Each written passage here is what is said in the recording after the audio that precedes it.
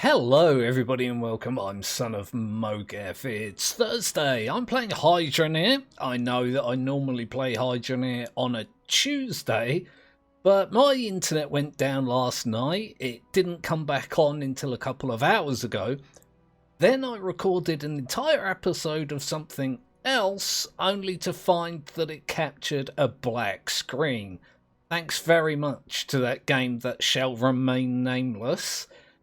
With all that being said, I've been working on something for my regular playthrough. This is creative, and that is a logic smelter setup that was giving me hassle for quite a while, but I've got a setup now that seems to work.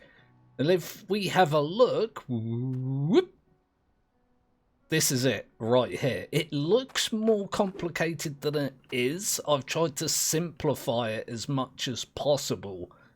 So this works, so I'm going with this. It is tileable.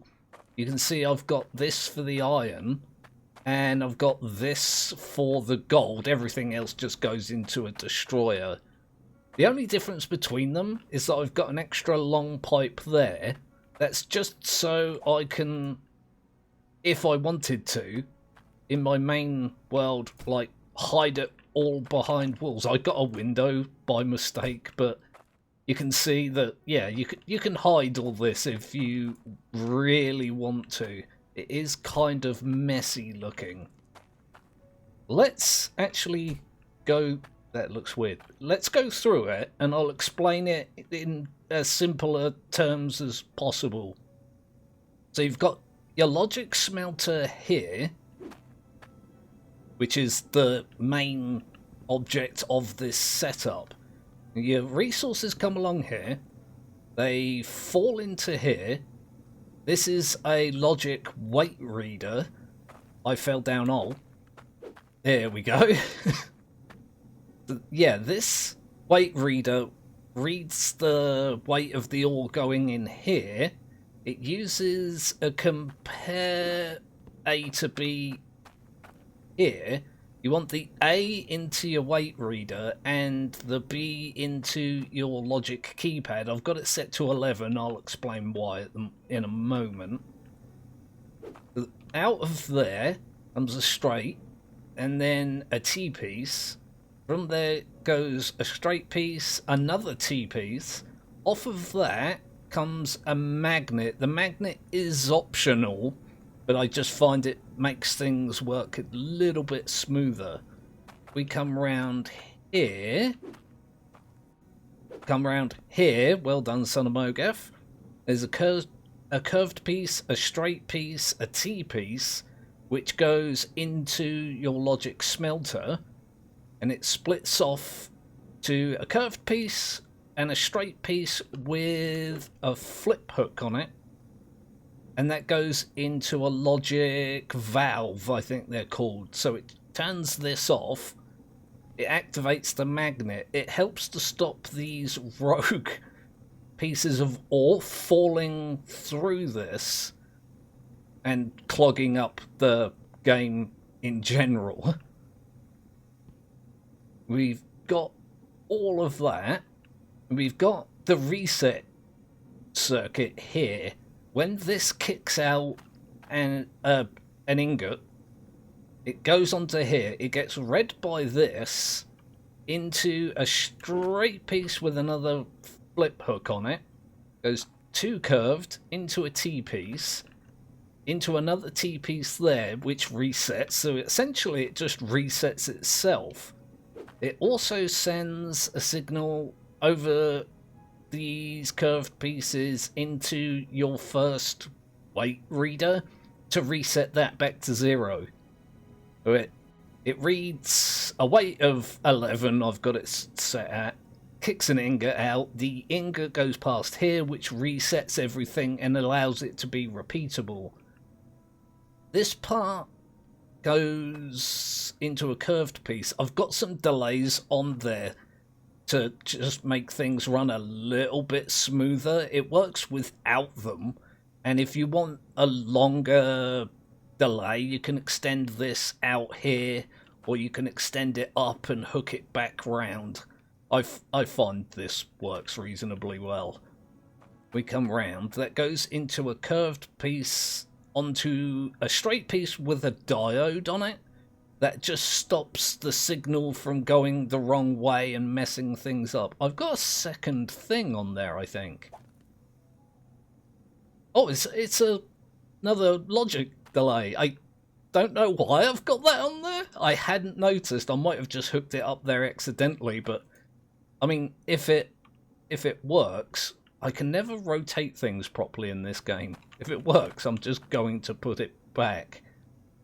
Didn't even know you could have two different hooks on one piece, but there we go. Anyway, that comes back round to the beginning, essentially, and it works really well. Let me turn everything on, and we'll have a watch of it operating. So if you look about here, the iron ores will filter through. You can see the weight reader just to the left of the smelter there. And it just counts the weight of the ores that come by. I keep wanting to call them nuggets. We just give it a second. Like I say, I've got it set to 11. So it should be going off any second now. There we go, look. So it turns the belt off, the magnet sucks the ores back up, it kicks out an ingot, and then it just resets and you can rinse and repeat. If I just grab this, it should be just over or just under 10.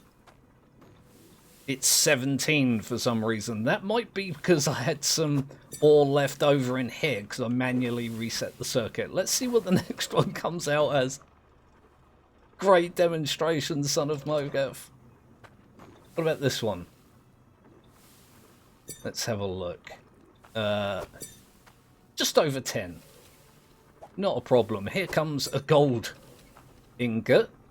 Very timely. Thank you very much. Oop. There we go. Pop that on there. Again, that's probably because I had some left over in the actual smelter. If you want to manually reset this, you can just grab one of these and wave it in front of this. Which is what I did before I started recording. Probably shouldn't have done that. Let's just have a look at this gold coming through. And then I'll explain why this is set to 11 and not 10. It's a low amount just so it triggers regularly and I can, you know, show it and test it. And there you go, look, the magnet stops the ore as does the conveyor. And it kicks out one of these, which I can put on there, just short of 10. Now, the reason I've got these set to 11 and not 10 is because what happens is these ores come along here, but this will read them as soon as they pass from this block to this block. There's a seam there, and as soon as it hits that edge, it triggers this. And the magnet pulls them back, so it's reading one more ore than is actually in here, and it makes you come out underweight on a regular basis. You can see it was being pulled back, but this still reads it. So I just set it to 11, and the ingots that come out are roughly 10 weight. Yeah, there you go. I've got a couple more here. There you go, no problem. This is good. This is good stuff. The biggest problem I had with this was stopping spare ores falling through here. There's a thing in here. What is that there? Because this is weird. What it does is it collects ores at the top and then drops them through into like a mold to make an ingot, and then it kicks the ingot out like so, and then it does that. Look, this system does make that happen a lot less, but it still happens every now and again. One of the main reasons as well is because it's triggering all the time. If If you come over here and set this to a more realistic number, like, I don't know, 5,000, 10,000, 100,000, whatever you want, it happens a lot less because this is triggering a lot less. What I was getting at is that these fall through every now and again, and there's a lot of them. If I just pick this up, you'll probably be able to see the issue. So we're at 7. It should drop a whole bunch of them through, and it clogs up the game, causes frame rate issues. There you go, look. And that will happen essentially every time. And I'm sure anyone that's played this regularly will know that alls cause frame rate issues. And the more you have, the more it causes issues. That's one of the reasons why I tried to make this in the first place. I'm a strange person that likes to have the ores harvested at one level but then travel up a pipe, up a conveyor belt system to the surface, so I don't have to keep going down through several layers of mine to pick up the ingots. But that causes frame rate issues, so what I plan to do is have these set up underneath the floor in the various mines, and then have these conveyor belts go up to the top level to go back into regular smelters. So it's clogging up the game with resources a lot less just by sending the ingots up. You can see I've got a bunch of ore already stuck in here, look.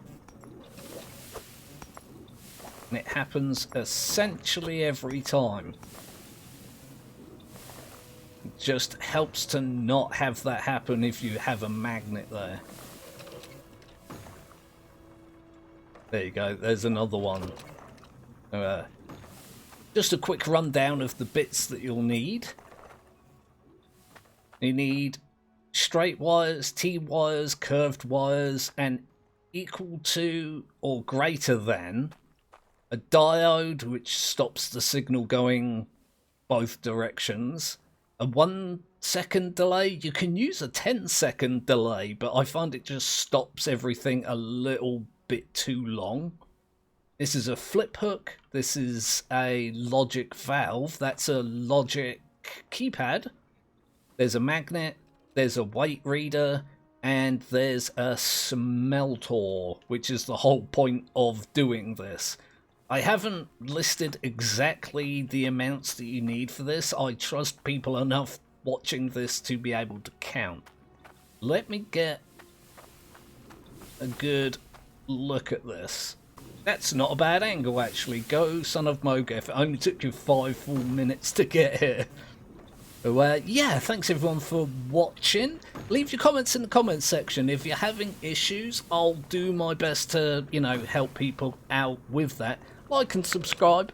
Please do that. The algorithm hates me recently, and it would really, really help. The algorithm likes it when people comment and subscribe and do the likings, and it encourages the son of Mowgef as well, so that'll be awesome. I'll be back on Sunday for my regularly scheduled live stream.